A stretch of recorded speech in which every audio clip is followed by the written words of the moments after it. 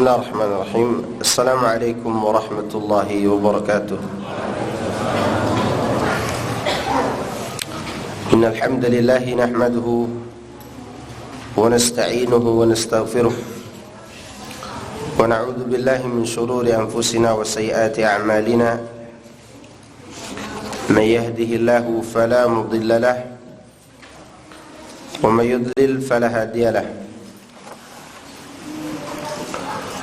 وأشهد أن لا إله إلا الله وحده لا شريك له وأشهد أن محمدا عبده ورسوله صلى الله عليه وعلى آله وصحبه أجمعين ومن سار على نهجه واستنى بسنته واهتدى بهديه إلى يوم الدين وسلم تسليما كثيرا مزيدا. أما بعد.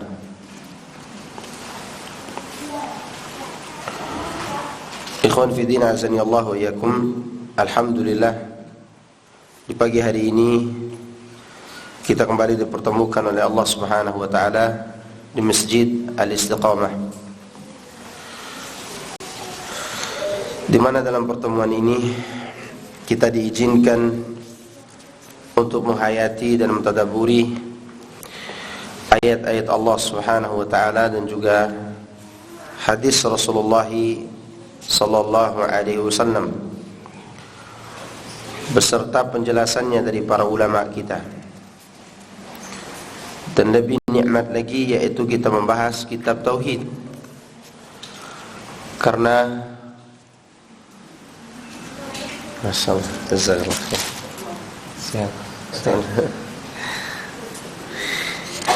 karena di antara nikmat Allah yang banyak dilupakan oleh manusia yaitu nikmat mentauhidkan Allah Subhanahu wa taala. Sebagaimana perkataan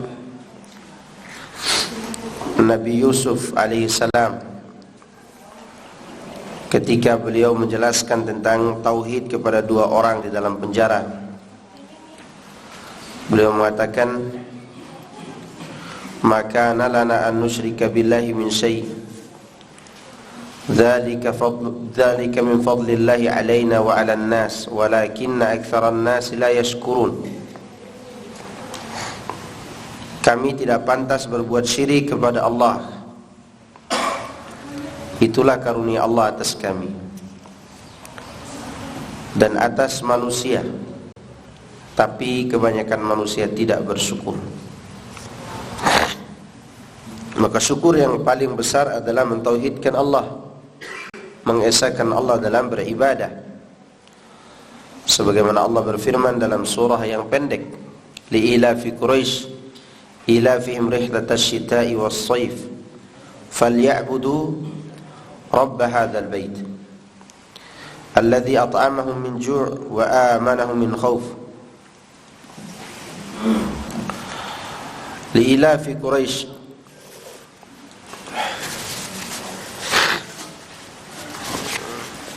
perjalanan Quraisy, yaitu perjalanan dagang mereka di waktu musim dingin dan musim panas.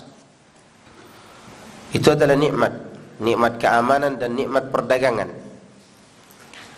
Lalu Allah menyuruh mereka untuk falyabudu rabb hadzal bait, hendaklah mereka beribadah kepada pemilik rumah ini, yaitu Allah Subhanahu wa taala.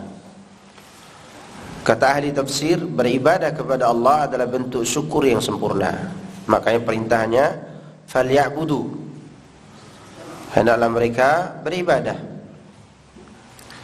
yaitu Rabb yang telah menghilangkan kelaparan dari mereka dan memberikan keamanan kepada mereka sehingga mereka tidak takut. Begitulah cara kita mensyukuri nikmat ini. Naam, ikhwani fi din, azakumullah. Di antara bab yang terdapat dalam kitab tauhid, dalam terjemahannya ini, bab tentang macam-macam sihir.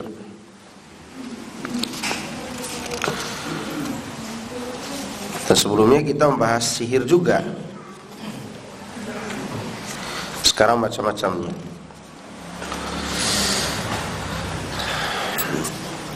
Ahmad berkata, Muhammad bin Ja'far telah menceritakan kepada kami,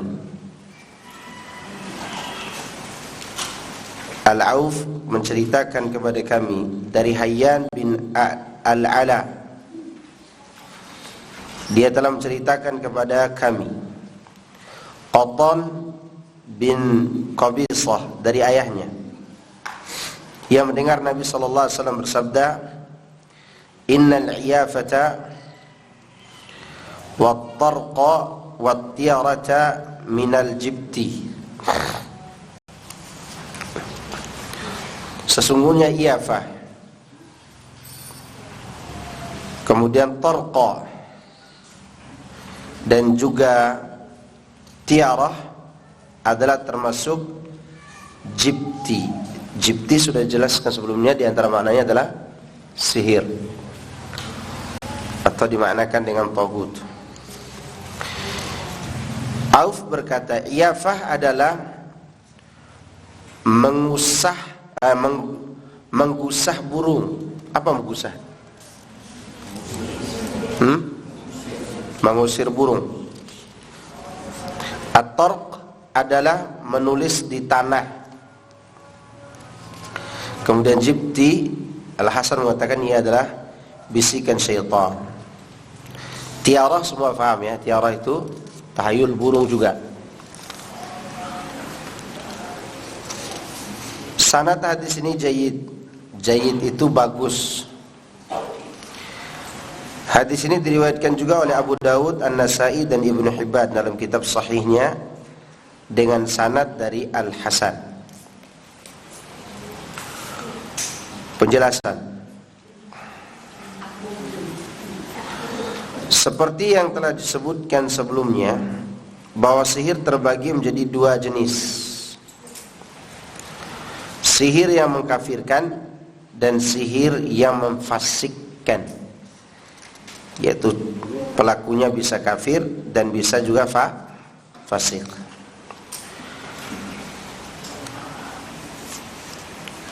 Sanksi yang didapatkan di dunia sama enggak? Sama-sama diapakan? Dipancung atau dibunuh, tapi oleh penguasa, atas perintah penguasa.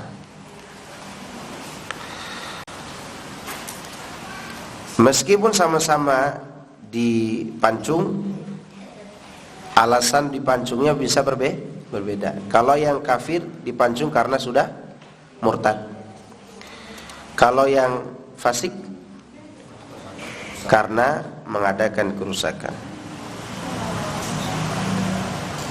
Dan penjelasan ini sudah dijelaskan sebelumnya.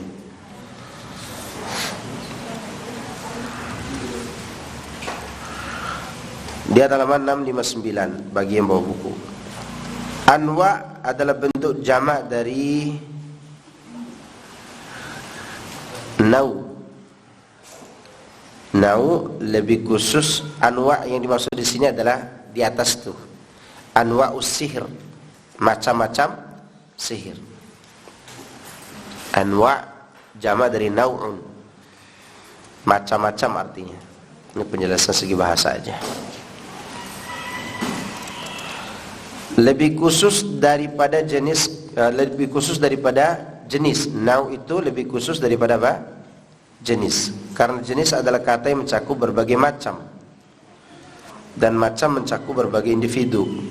Kadang jenis dinamakan macam berdasarkan bagian-bagian yang di atasnya, dan kadang macam juga disebut sebagai jenis berdasarkan bagian-bagian yang ada di bawahnya.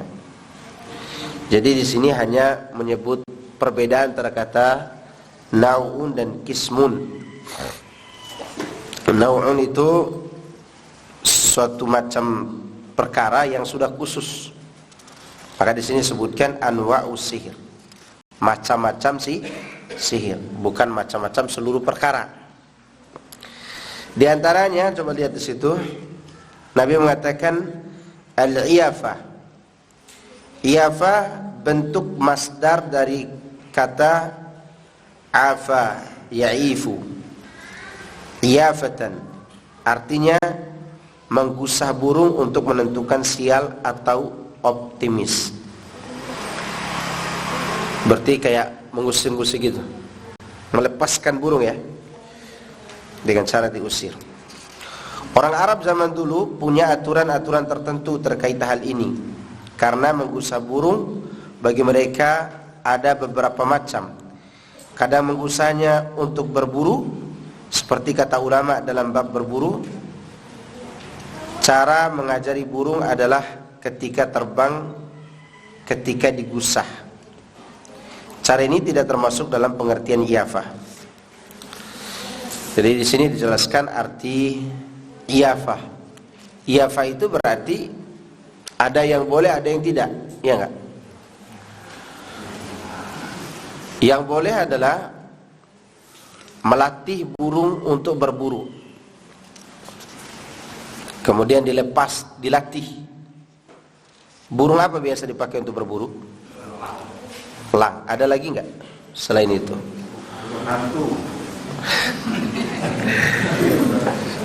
Ada lagi selain itu? Ada burung yang makan ikan tuh, yang diikat leher disuruh ke dalam. Burung apa itu? Iya, kayak bangau itu. Burung-burung tersebut dilatih dulu. Dan itu dilepas, cara latihnya dilepas. Atau seperti orang latih burung dara mungkin ya. Dilepas tempat jauh sana. Lepasnya di Jakarta jantannya, betinanya di sini. Sampai enggak ya?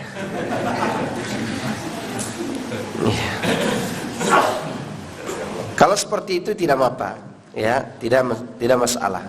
Yang masalah adalah melepas burung untuk menentukan nasib yang tidak diketahui, tidak bisa diteliti. Ya. Misalnya seorang mau menikah punya dua pilihan gitu kan. Kalau burungnya belok kanan ada janda muda, belok kiri ada anak Pak RW. Dua-duanya dia suka. Dilepasnya burung itu, sejam pertama dia anak janda muda, jam kedua anak Pak RW. Berarti dua-duanya begitu. Dan nikah-nikah. Ya. Itu menunjukkan bahwa ada sebagian praktek yang bersifat sihir dan ada yang boleh. Ada yang boleh. Selama dia masuk akal, maka boleh. Seperti tadi, untuk berburu dan seterusnya. Yang dimaksud di sini adalah melepas burung atau menggusah burung untuk menentukan sial atau optimis. Tentu itu termasuk bagian dari jibtid yang terlarang. Mungkin sekarang tidak pakai burung, pakai apa lagi gitu kan? Ikan misalnya gitu. Ikan yang diadu-adu yang kecil itu ikan apa? Cupang. Kalau ikan cupangnya geleng-geleng ke kanan berarti ke kanan jalan. Itu termasuk jenisnya. Kemudian kata at-tarqa, Al-Auf membuat garis di, berkata Al-Auf yaitu membuat garis di tanah. Sepertinya kata ini berasal dari kata tariq. Tarqa diambil dari kata apa? Tariq atau tariq, jalan. Ya. Artinya melalui suatu tempat. Membuat garis di tanah seperti berjalan di atas tanah tersebut karena menimbulkan jejak di tanah seperti jejak orang yang berjalan. Ini juga termasuk khurafat. Ya. Makna membuat garis di tanah dalam sudah lazim dikenal di kalangan orang Arab. Mereka membuat garis tersebut di pasir untuk menyihir atau untuk praktek perdukunan. Kan ada kan yang antum lihat di video-video itu buat garis pakai bintang kemudian dibakar api dan seterusnya itu termasuk.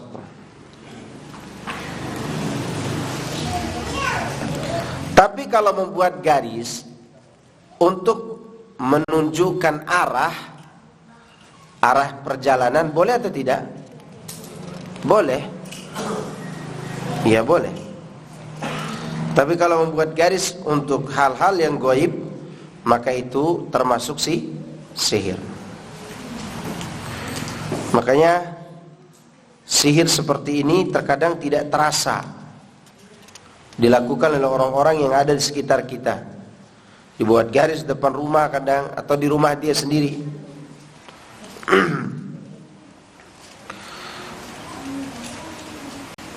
Ini mengenai penjelasan tentang jenis ini. Saya kira ini tidak perlu dijelaskan panjang lebar. Kemudian lihat kalimat at-tiarah. Maksudnya tiarah termasuk jibti. Tiarah mengikuti pola fi'alah. Ini penjelasan bahasa ya. Isim masdar dari kata tatayyara, ya tatayyaru, tatayyurun. Kalau dalam bahasa kita apa? Tahayyul. Artinya merasa sial karena sesuatu yang dilihat atau didengar. Contoh, jatuh bintang. Jatuh apa? Jatuh bintang itu, atau jatuh meteor lah gitu kan, atau apa yang jatuh di langit. Kejadian itu sedang apa? Apa yang terjadi kalau begitu?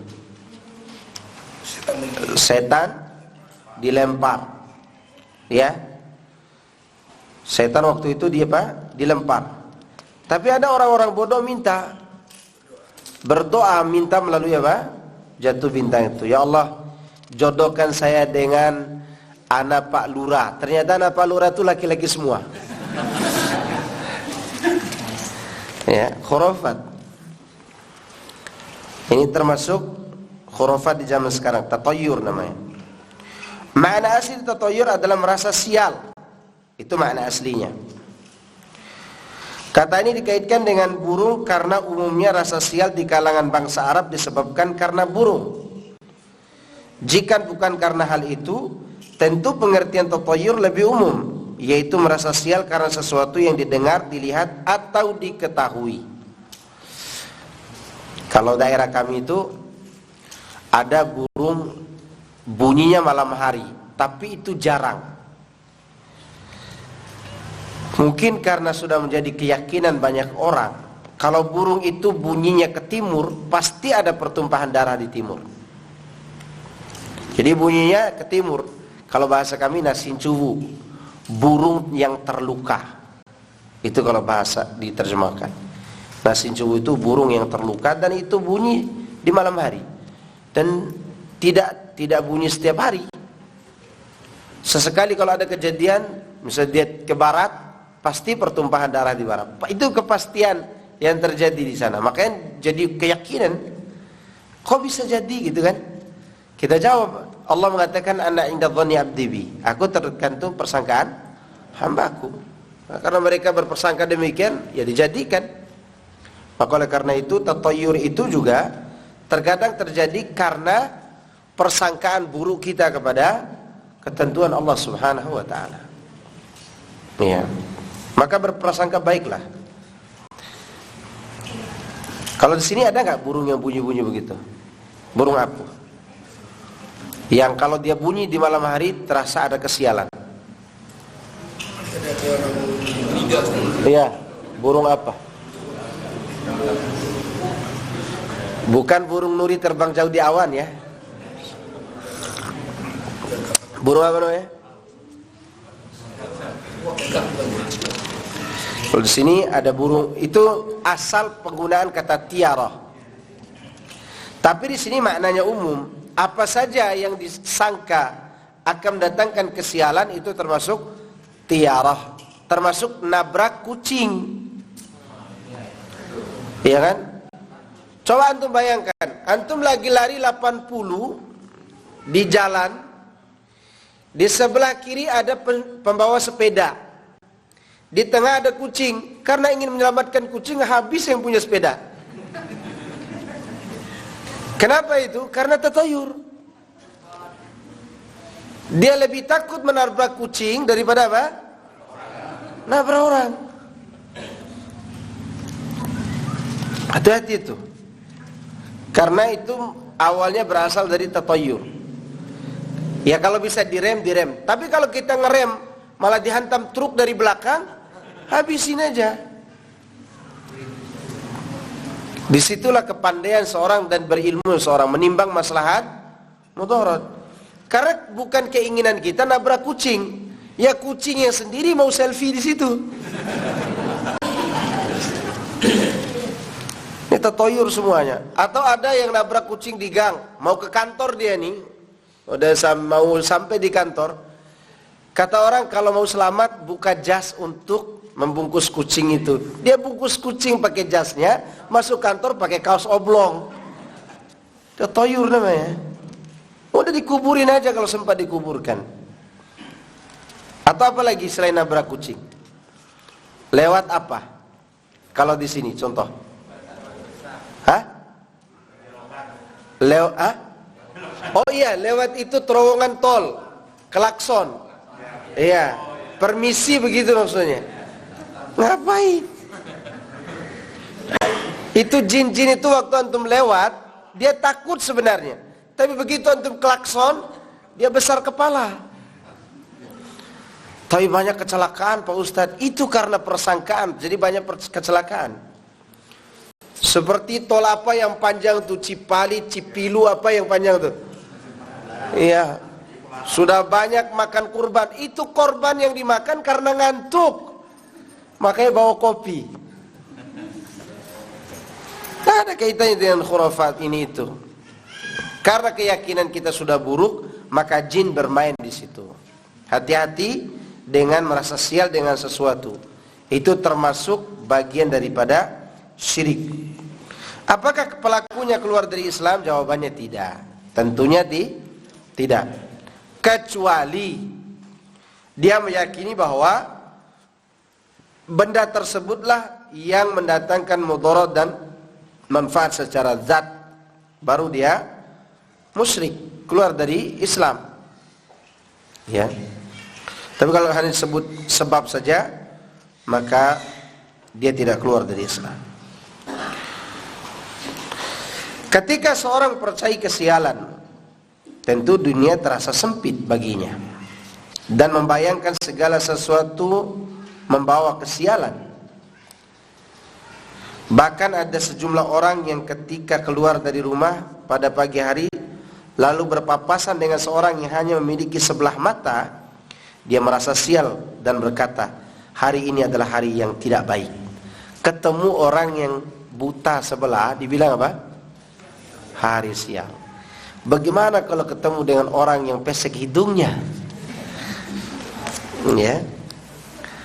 Jadi setiap yang dilihatnya itu menunjukkan bahwa dia apa? Merasa sial. Lalu menutup toko dan tidak berjual beli. Sebagian lainnya merasa sial pada hari Rabu dan berkata hari Rabu adalah hari naas. Ada juga yang merasa sial pada bulan Syawal, terlebih dalam hal pernikahan. Nah ini nih menentukan hari pernikahan. Kenapa tidak nikah hari Selasa? Takut sial, ya kan? Ada di sini. Tidak nikah hari apa kalau di sini? Selasa. Bagaimana kalau menentukan hari Sabtu saja nikah atau hari Ahad saja? Boleh nggak? Boleh. Alasannya? Ya kalau itu alasannya benar. Ya libur. Ya. Kalau menentukannya bukan karena itu, maka bisa masuk tiarah. Ya, tahayul. Atau merasa sial kalau tidak mengikuti adat istiadat setempat, injak telur, memecahkan kelapa, ya kan? Itu juga termasuk tiarah. Kenapa tidak jadi nikah? Tidak berani injak telur, jijik gitu ya. Terus kenapa tidak diinjak? Kenapa kalau tidak injak telur? Katanya tidak bagus kalau tidak injak telur. Sayang telurnya diinjak-injak kan? Iya. Padahal dimakan aja. Atau telur ayam kampung campur madu jadi kekuatan setelah nikah. Ini malah dibuat tahayul. Terlebih lagi dalam hal pernikahan ini yang banyak ya. Banyak terjadi khurafat dalam urusan menikah. Tapi kalau merasa sial dengan sesuatu yang masuk akal, boleh nggak? Boleh atau tidak? Boleh, sesuatu yang masuk akal. Biasanya kalau saya melakukan begini akan terjadi begini. Contoh, meskipun ya tidak harus sial semua gitu. Contoh, Suraih Al-Qadi ragu menikahi seorang wanita dari Bani Tamim. Suraih Al-Qadi, ya dia entah istri kedua apa ketiganya, dia menikahi seorang wanita dari Bani Tamim. Dan wanita itu berilmu, cantik, tapi dari Bani Tamim. Menurut keyakinan suku orang Arab, Bani Tamim itu wanitanya bisa mendatangkan kesialan dalam tingkah lakunya, itu kasar. Apa namanya? Kasar. Tidak mau diatur gitu. Tapi apa mau dikata, pernikahan mau dilangsungkan. Setelah dia berprasangka bahwa istrinya tidak baik, karena secara pengetahuan orang Arab, suku-suku Arab, Bani Tamim itu apa? Keras kepala. Makanya Khawarij itu muncul dari mana? Bani Tamim. Khawarij muncul dari Bani Tamim. Nah, Suraih Al-Qadi ini adalah hakim di zaman Umar, Utsman, Ali dan Muawiyah bin Abi Sufyan. Suraih Al-Qadi namanya. Begitu malam pertama dia mau sentuh tangan istrinya tarik tangan. Benar apa yang anda sangka. Dia tidak suka disentuh ini. Artinya tidak mau diatur. Perasaan ini syirik enggak? Enggak. Karena dia mengikuti apa? Kebiasaan. Meskipun akhirnya istri Suraih Al-Qadi menjadi wanita yang salehah dan penurut kepada suaminya. Ternyata dia tidak mau disentuh karena dia ingin tahu dulu kemauan suaminya. Kamu suka apa? Biar dilayani nih. Kalau makan ini, kalau saya lagi istirahat jangan diganggu oleh keluargamu. Sampai dia tidak mengenal ibu mertuanya, karena bertemunya cuma sekali setahun dengan ibu mertua. Disuruh sama istrinya, keluarga tidak boleh datang ke rumah karena Suraih ini sibuk. Dia seorang qadi. Nah, persangkaan seperti tadi boleh enggak? Boleh, karena mengikuti kebiasaan. Tapi tidak bisa dijadikan kebenarannya 100%. Karena ini contoh wanita Bani Tamim yang dinikahi oleh Suraih ternyata wanita yang alimah dan baik. Ini orang-orang yang takut menikah gara-gara ada hal-hal yang mistik, termasuk perbuatan apa? Syirik kecil. Aisyah membatalkan anggapan sial ini karena Nabi SAW menikah beliau pada bulan Syawal. Kapan Aisyah menikah? Dan membina rumah tangga dengannya juga pada bulan Syawal. Karena orang-orang menganggap nikah di bulan Syawal itu apa? Sial. Padahal sunnahnya di bulan Syawal. Ya. Aisyah berkata, siapa di antara kalian yang lebih beruntung di mata beliau melebihi aku? Jawabannya tidak ada. Karena Aisyah dinikahi di bulan Syawal, kemudian membina rumah tangga di bulan Syawal. Makanya Aisyah itu meskipun wanita yang masih muda umurnya, tidak menyusahkan Rasulullah SAW. Biasanya istri yang masih muda itu sulit diatur, ya enggak? Kenapa tidak ada yang jawab? Mungkin enggak, bukan harus dua istri gitu kan. Istri pertama dinikahi waktu masa mudanya. Biasanya itu sulit, nah harus ekstra sabar. Tapi untuk Aisyah lain. Aisyah radhiyallahu anha meskipun dinikahi pada umur 9 tahun, umur 9 tahun itu kira-kira diapain kalau istri kita? Dikasih mainan. Begitu dimarahi dikit lari pulang ke orang tuanya. Ia mau masuk SD kembali. 9 tahun. Ya. Tapi Aisyah adalah wanita yang istimewa. Dinikahi dalam bulan yang diberkahi, bulan Syawal. Itu membantah tahayulnya manusia yang mengatakan pernikahan di bulan itu termasuk membawa kesialan. Ketika berkali-kali mencoba sesuatu, maka ia merasa sial karena merasa tidak akan berhasil. lalu ia meninggalkan hal tersebut. Ini sikap keliru. Sikap apa? Keliru. Karena apa saja yang menurut Anda membawa maslahat, jangan langsung mundur di awal percobaan. Cobalah berkali-kali sampai Allah memberikan ilham dan kemudahan kepada Anda. Ada mungkin apalah yang orang-orang sini merasa sial dengannya. Misalnya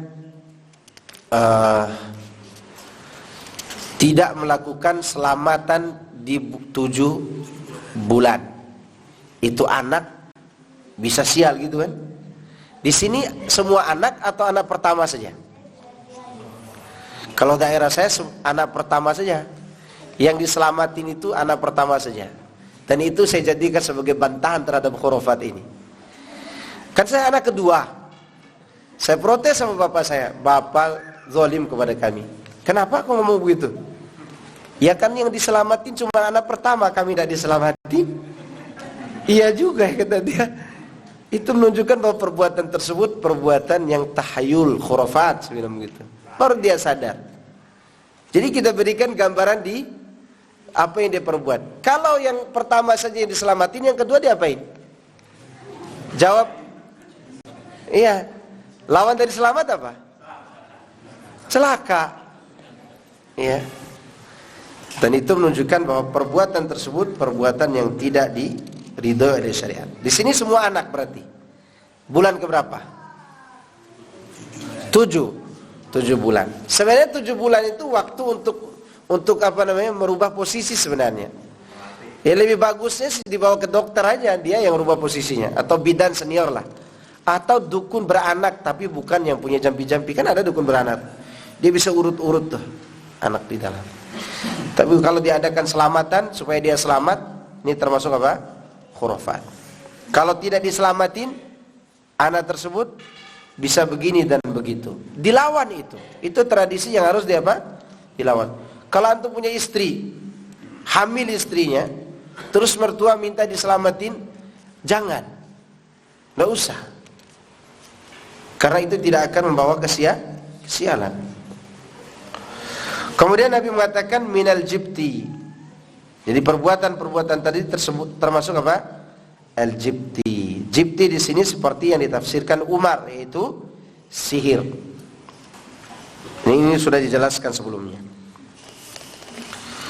Coba lihat, diriwayatkan dari Abdullah bin Abbas radhiyallahu anhuma. Rasulullah sallallahu alaihi wasallam mengatakan, "Man iqtabasa syu'batan minan nujum, faqad iqtabasa syu'batan minas sihr, zada ma zada." Barang siapa yang pelajari sebagian dari ilmu nujum, perbintangan, maka yang pelajari sebagian dari sihir. Semakin ia mempelajari ilmu nujum, maka ia semakin mempelajari sihir. Riwayat Abu Dawud dan hadisnya sahih. Man di sini umum, siapa saja. Iktabasa artinya mempelajari.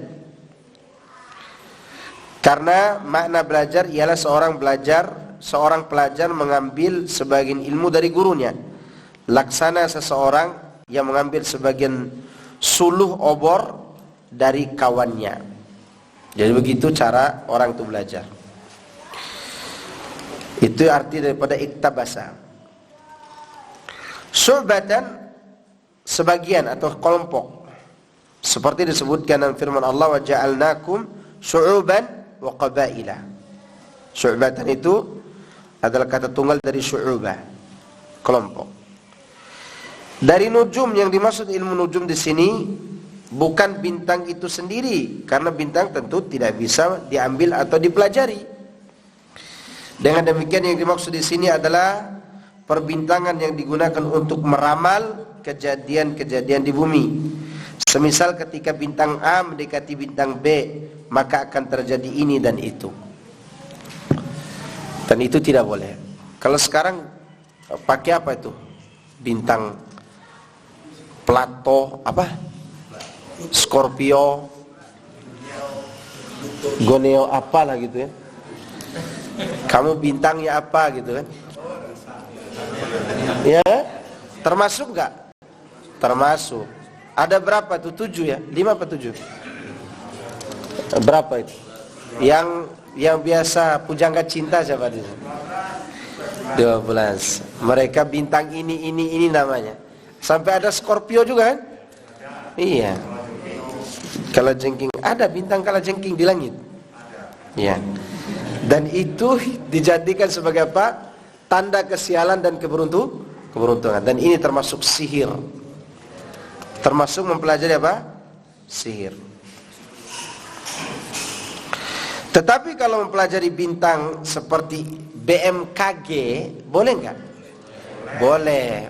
Posisi bintang, posisi bulan, posisi hilal, menggunakan apa? Alat. Masuk akal nggak itu? Masuk akal, dan itu boleh. Atau seperti ada sebagian orang belajar ilmu herbal dan dia bisa mencium udara. Misalnya dia cium hawa ini biasanya turun hujan nih. Atau pengalaman orang-orang di kampung, orang-orang tua kita punya pengalaman, kalau awan itu ke arah utara atau bintang malam hari itu cerah, tidak ada awan, besok tidak ada hujan. Itu namanya apa? Pengalaman. Dan kejadiannya seperti itu, dan itu tidak masalah. Tidak masalah. Ya, ada angin misalnya ke sana, hujan itu kan terus deras gitu. Nah, biasa itu terjadi. Sedikit sekali tidak terjadi, dan itu tidak masalah sebenarnya. Yang masalah adalah menentukan nasib karena bintang ini dan bintang itu, atau menentukan nasib dengan tanggal lahir ini sesuai dengan bintang itu, misalnya gitu. Maka nasibnya begini. Terkadang nasibnya betul seperti itu. Kenapa? Karena doa. Hati-hati doa anggapan tadi.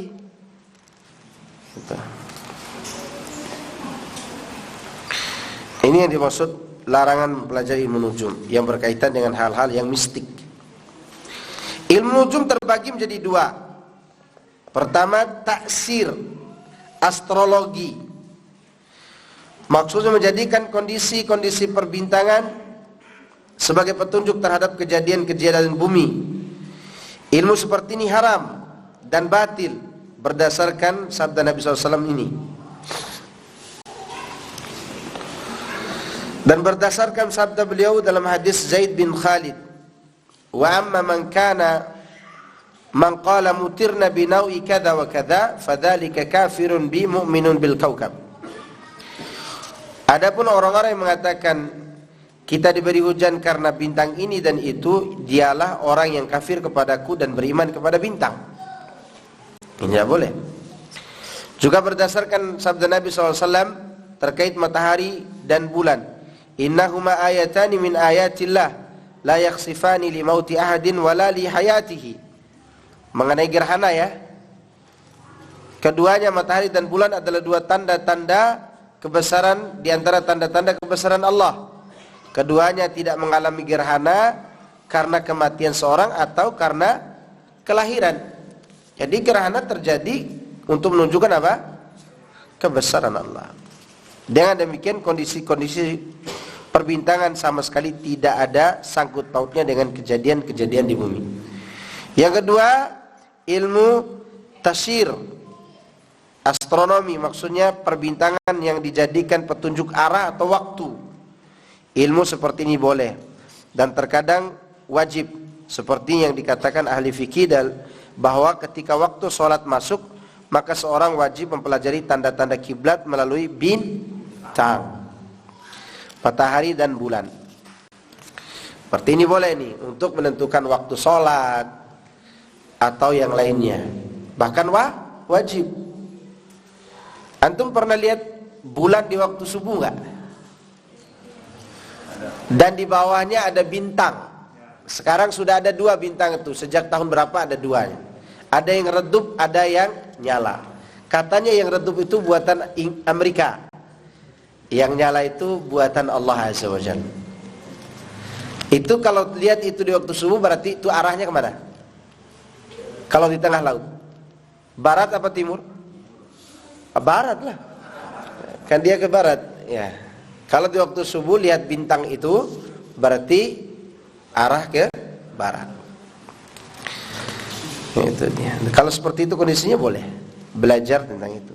Termasuk BMKG. Dan juga mereka kan tidak memastikan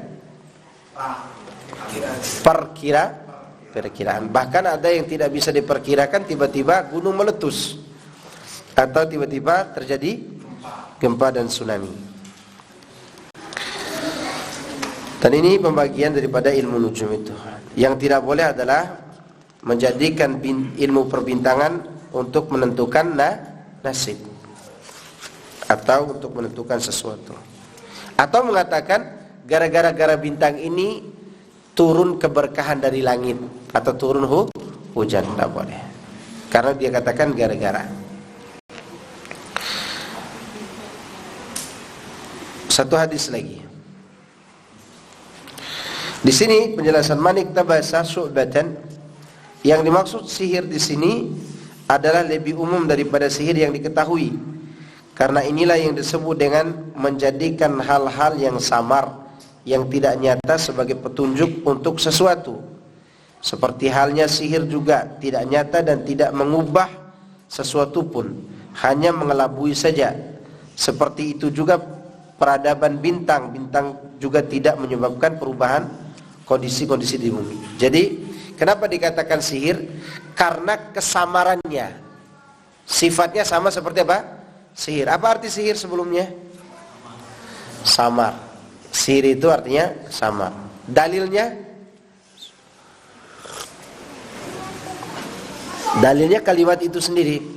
Sin, ha, ra. Sin, ha, ra.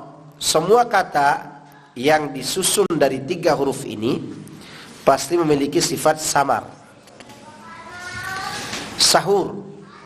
Sahur, hurufnya sin, ha, ra. Samar antara waktu malam dan waktu fajar, di tengah-tengahnya sahur. Sahirun, pelaku sihir. Pelaku sihir itu apa? Dia samar, tidak ketahuan. Orang pakai susuk, ketahuan gak? Nggak ketahuan. Makanya mungkin ada di antara antum, waktu antum kuliah dulu, lihat cewek cantik sekali, kemudian sempat jadi mantan. Begitu dia sudah punya anak, kok jelek gitu kan? Ya, karena susuknya udah tidak jalan lagi. Ya kan? Ada orang yang dilihatnya dulu cantik begitu, begitu udah menikah, udah jadi ibu, baru 2 bulan dia jadi ibu, jelek juga. Baru 2 bulan, saya tidak katakan 2 tahun, baru 2 bulan. Dan ini kejadian ikhwan, banyak terjadi. Karena apa? Karena dia menggunakan sihir tadi. Tidak ketahuan dulunya. Dia menggunakan sihir susuk. Betul. Maka sahir itu orang yang tidak ketahuan perbuatan sihirnya. Samar. Seperti suhur. Suhur itu bergadang. Bergadang biasanya di waktu apa? Malam. Orang yang bergadang itu namanya apa? Bergadang itu namanya sihrun atau suhur. Itu bergadang. Biasanya bergadang sampai kapan kalau orang gadang? Mau menjelang subuh. Ya, apalagi bergadang main catur. Skakmat. Tiba-tiba adzan subuh tidur mati. Bergadang itu sampai waktu-waktu tersebut samar. Makanya dikatakan sihir itu samar karena 3 hurufnya tadi disusun dalam satu kata. Sa, ha, ra. Nah, ilmu perbintangan yang dikatakan tadi sebagai sihir disebutkan bagian dari sihir karena samar, tidak diketahui, dan juga tidak bisa diketahui secara pasti. Hujan itu bisa menurunkan bintang bisa menurunkan hujan atau mendatangkan kesialan. Siapa yang pelajari ilmu nujum berarti bertambah pelajar ilmu sihir, dan itu bisa meningkat akhirnya menjadi pensihir senior dan besar, dan itu bisa keluar dari Islam. Tapi saya kira itu yang bisa Anda sampaikan dari hadis-hadis ini. Saya kira penjelasan ini tidak butuh terlalu panjang lebar. Kita ambil ringkas-ringkas saja. Ada pertanyaan?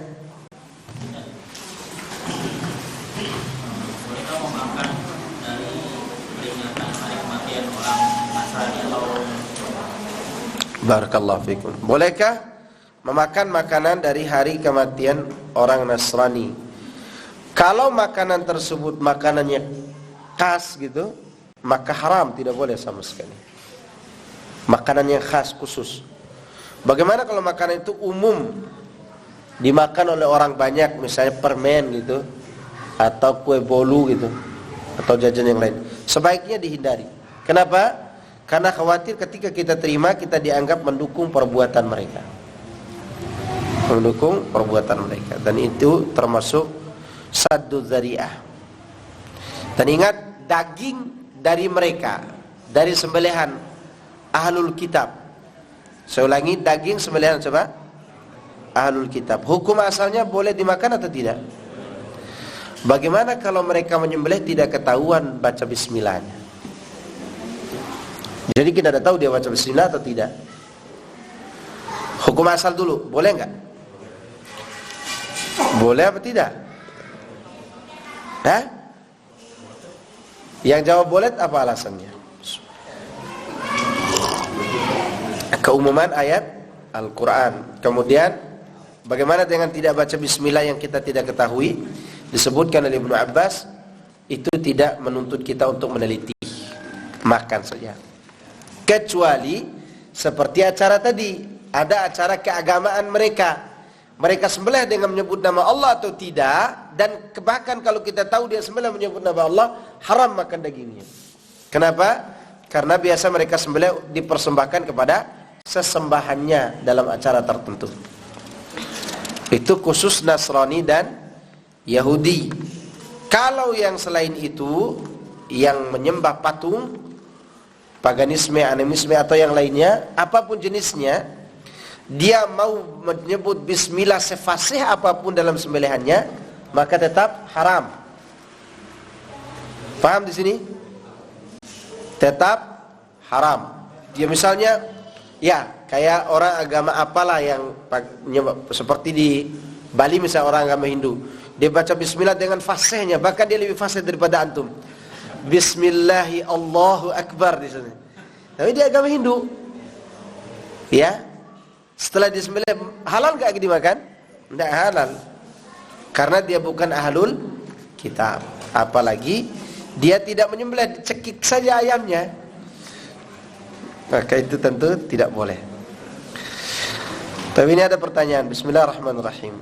Assalamualaikum ya Ustaz. Waalaikumsalam warahmatullahi. Apa hukum ruqyah berjamaah? Saya baru tahu ada ruqyah berjamaah. Kalau dia diadakan dengan sengaja, anak khawatir jatuh dalam perbuatan bid'ah. Meskipun ada sebagian ulama kontemporer, syekh kontemporer yang membolehkan. Tapi kita melihat kepada praktek para pendahulu kita. Ya. Tapi kalau ruqyah berjamaahnya tidak direncanakan. Misal Ustaz baca ayat kursi lagi, sampaikan kajian misal, kesurupan 5 orang, gitu kan? Maka itu tidak masalah. Teruskan aja dia diruqyah 5 orang. Ya, dan ini kejadian dan anak yang mengalaminya. Waktu anak kajian di pesisir daerah Bima sana, ada daerah pesisir jauh kali dari kota. Anak sana diundang sama kepala desanya. Lagi kajian tentang haramnya membuang kepala sapi di laut. Waktu itu kajian tentang tauhid. Akhirnya bicaralah tentang masalah yang berkaitan dengan ilmu kebal dan seterusnya yang menggunakan ayat kursi. Anda sampaikan ayat itu kepada jamaah, 5 orang kesurupan. Alhamdulillah diterimanya dakwah kita itu karena 5 orang yang kesurupan itu kita ruqyah. Setelah diruqyah berarti kita dianggap apa? Sakti. Alhamdulillah. Apa kepala desa yang bilang, sudah ratusan tahun kami buang kepala sapi di laut Ustaz untuk cari ikan. Mulai hari ini saya sebagai kepala desa mau umumkan meniadakan hal tersebut. kata kepala desa yang waktu itu. Meskipun masih dilakukan, tapi kepala desa sudah mengumumkan. Karena tokoh tidak semua terima kan? Biasanya itu tokoh-tokoh yang kalau dihentikan itu dia tidak punya lagi jatah kalau lagi acara gitu. Kepala sapi bayangkan dibuang, sapinya dimakan. Kan lumayan tuh. Nah itu terjadi. Anak lagi kajian kesurupan 5 orang. Nah kalau itu keadaannya maka tidak masalah. Karena bukan acara kerukiah waktu itu, acara apa? Kajian. Ya. Maka hati-hati yang punya ilmu-ilmu kebal kalau lagi kajian kesurupan ya. Rukiah sendiri pula. Bagaimana pelaksanaan pelatihan rukiah yang tata caranya tidak melanggar syariat? Tidak perlu ada pelatihan rukiah itu. Yang dilatih itu diri kita. Diri kita memperkuat hubungan dengan Allah. Itu yang paling penting. Dan memperkuat zikir kepada Allah. Kemudian yang paling penting lagi, orang yang merukiah itu siapkan mental. Apa namanya? Mental. Karena jin itu kalau dia dendam, apa aja dia gangguin kita tuh. Digangguin. Antum pernah ditarik motor sampai jatuh waktu lari 20 km per jam? Lari 20 km per jam saya jatuh terpelanting. Besoknya saya rukiah lagi orang yang sama. Kata jinnya kemarin jatuh kan Ustaz? Ya, itu saya yang jorokin tuh kata dia. Itu ngaku dia. Tapi saya belum percaya sampai hari ini. Tapi memang jatuh itu aneh. Lari 20 seberapa sejak kencangnya 20 km per jam di tengah gang. Jatuh kayak orang lari 50 lah gitu ya. Jatuh terluka lagi. Pakai luka lagi jatuh pelan tuh. Itu menunjukkan dia akan mengganggu dan siap untuk menghadapi apa? Gangguan. Itu kekuatan mental. Tangan, anak pernah diinjak. Waktu anak belum nikah, rukiah salah seorang, sekarang udah jadi ustadz, itu tempat tidur ranjang susun di pondok tuh digoyang begini nih. Orang libur kan pulang kampung, anak tidak pulang kampung karena ada fulus, digoyang-goyang terus malam-malam tuh. Nah, itu diganggu. Butuh apa? Mental. Nanti kalau antum merukiah orang, pikirkan itu tuh. Tapi jangan takut. Masalahnya udah takut duluan. Akhirnya gara-gara kita takut, dukun yang menjadi naik daun. Iya kan?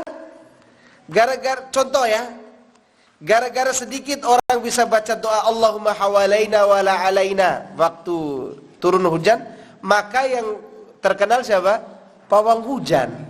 Seperti itu juga kejadian ini. Teman-teman yang bisa ngerukiah baca Quran bagus, rukiah, bantu tetangganya, bantu teman-temannya, ya. Tapi jangan kaget-kaget temannya kesurupan, antum kaget. Akhirnya antum kesurupan.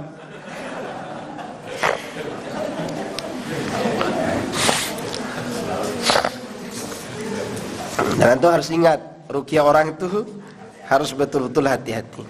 Anak ditinju berapa kali ditinju? Tinju sama orang. Tapi itu rukiah tidak perlu ada pelatihan khusus, daurah pelatihan rukiah. Sekira itu tidak perlu. Yang perlu itu daurah sifat solat Nabi, daurah hukum ahkamul janaiz. Itu yang paling perlu. Ya, walaupun habis biaya tapi berkaitan dengan apa? Ibadah mahdhah. Ruqyah itu cukup Al-Fatihah. Kalau tidak hafal banyak ayat ya. Saya sebut bacaan Ibnu Mas'ud nih. Al-Fatihah. Kemudian 5 ayat pertama dari surah Al-Baqarah. Kemudian ayat kursi dan 2 ayat setelahnya, berarti 255, 256, 257. Kemudian ayat terakhir dari surah Al-Baqarah. Itu ayat yang dipakai oleh Abdullah bin Mas'ud radhiyallahu anhu untuk apa? Meruqyah. Atau kalau mau nambah, baca surat-surat pendek. Qul huwallahu ahad, Qul a'udzu birabbil falaq dan Qul a'udzu birabbin nas. Sekali dibaca tidak mempan, baca lagi. Tidak mempan, baca lagi.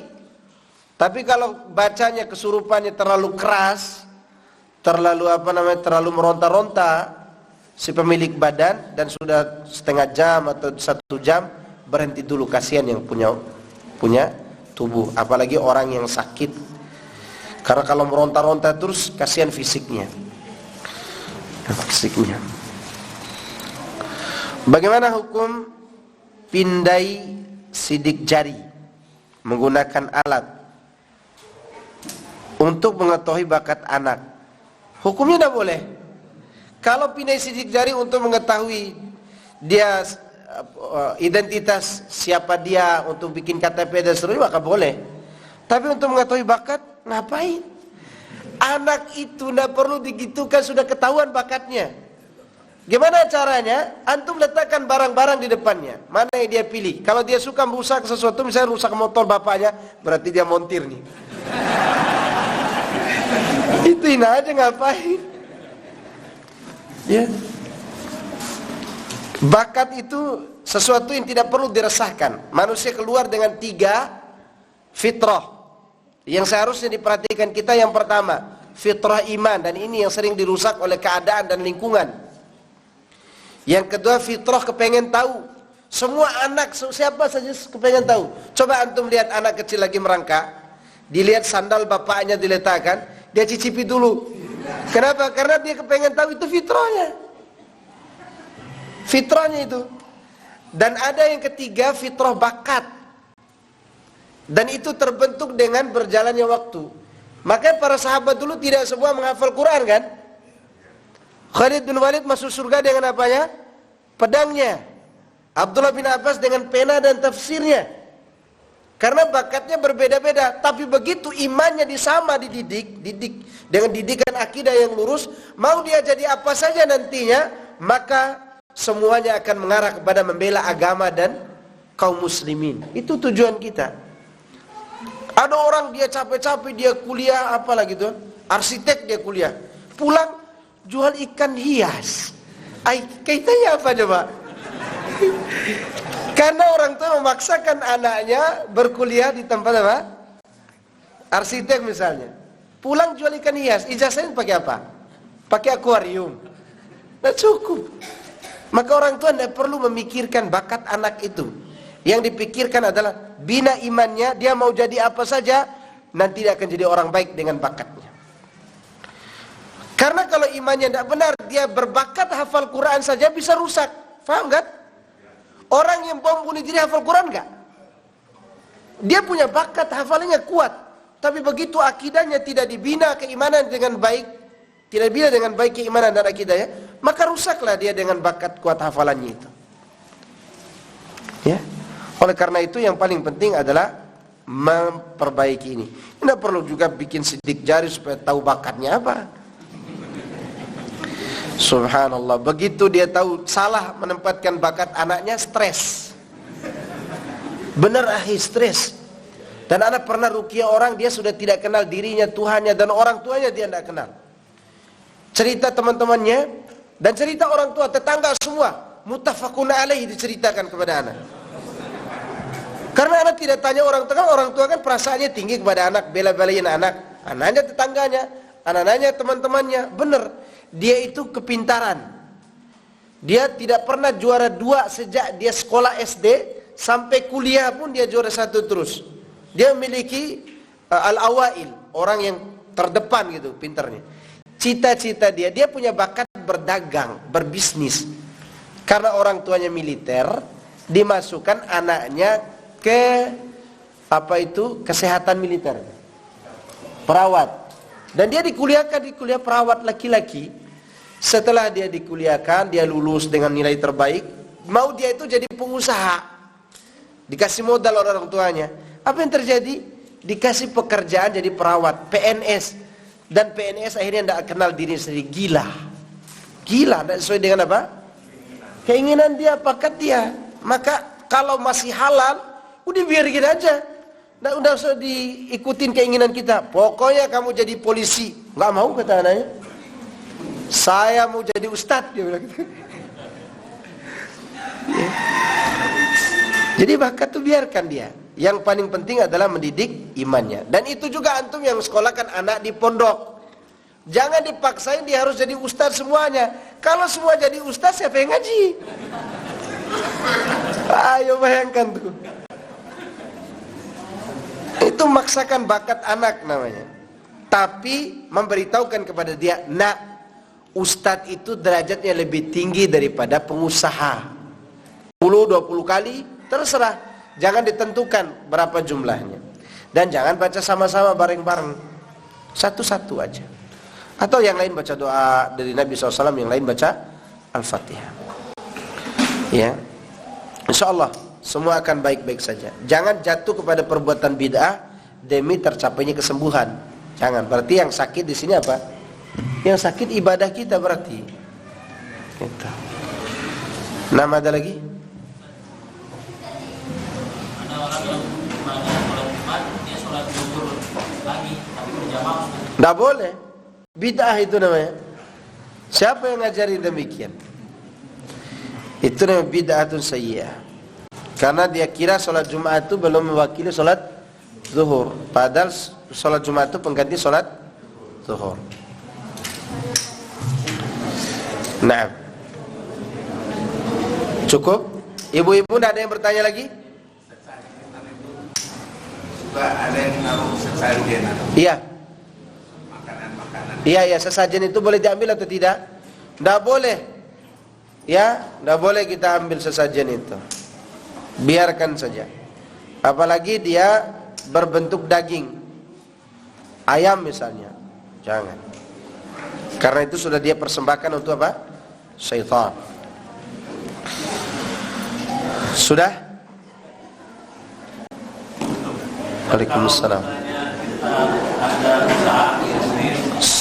Ibu-ibu jangan bicara. Misalnya di situ sudah berlaku lama gagal, terus misalnya jualan apa makanan, dan waktu itu ada yang aneh misalnya, tiba-tiba di akalnya kita masuk ada sesuatu yang tidak mungkin ada, ya misalnya ada cacing apa dan macam-macam. Kalau kita berpasal bahwa itu disihir sama orang itu kita itu salah atau enggak? Enggak juga. Diteliti keadaannya. Apalagi penjual makanan di daerah sini, daerah-daerah Jawa ini mistik banget ya. Persaingannya jual makanan tuh. Jadi temannya dibuat apa? Makanannya tidak laku. Makanan dia aja yang laku. Itu perlu diperbaiki. Orang yang berdagangnya banyak-banyak berzikir kepada Allah dan sering baca Quran di tempat itu. Bukan pasangannya boleh. Boleh-boleh saja selama itu tidak mungkin terjadi. Selama tidak mungkin terjadi, tapi kok ada gitu ya.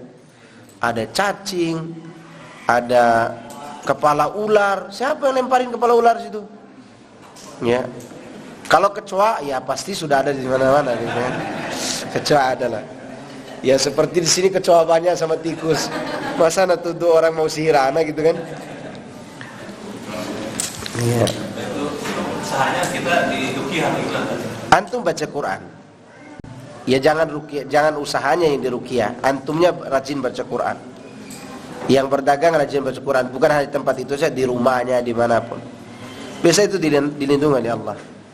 Inna ibadi laisa 'alaika sultan, kata Allah dalam surah Al-Isra ayat 63 kalau saya, atau sekitar itu 65.